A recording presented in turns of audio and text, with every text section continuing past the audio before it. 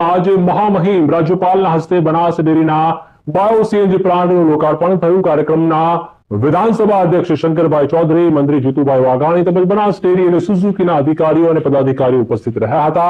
આ પ્રોજેક્ટ અંતર્ગત રોજના 1 લાખ કિલો એટલે કે 100 મેટ્રિક ટન ગોબર ખેડૂતો પાસેથી ખરીદવામાં આવશે। ગોબરના પ્યુરિફિકેશન બાદ બાયો સીએનજી તૈયાર થશે।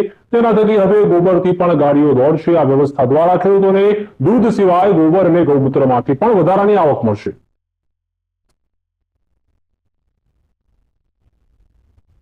બનાસે સૌપ્રથમ દામામાં એક સીએનજી માટેનું પ્લાન્ટ નાખ્યું, ગોબર ગેસ પ્લાન્ટ, અને એ પછી હવે 3 નવા પ્લાન્ટ એ અત્યારે કાર્યરત થઈ રહ્યા છે। આજે વડગામના ભૂખલા ગામે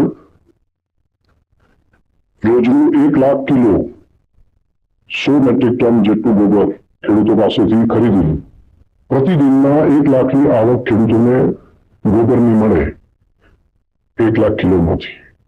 તેવો એક આ પ્લાન્ટ કર્યો છે। વેલ્યુ એડિશન કરીને તેમાંથી ખાદ, પ્રોમ, લિક્વિડ ખાતર ધરતીને ફળદ્રુપ કરવા માટે, ઝેરમુક્ત કરવા માટેનું ખૂબ મોટું અભિયાન છે। સાથે સાથે સીએનજીને પ્યુરિફિકેશન કરીને બાયો સીએનજી કરી અને અહીંથી જ ગાય ભેંસના છાણના ગેસમાંથી ગાડીઓ ચાલતી થાય તેની જે ક્રાંતિ બનાસે કરી છે। તો બનાસના ખેડૂતોએ નવી ક્રાંતિ કરી છે। હવે માત્ર દૂધ નહીં, ગોબર અને ગૌમૂત્રમાંથી પણ આવક મળશે। ધરતીને ફળદ્રુપ રાખવા માટે આ એક મહત્વપૂર્ણ અભિયાન છે।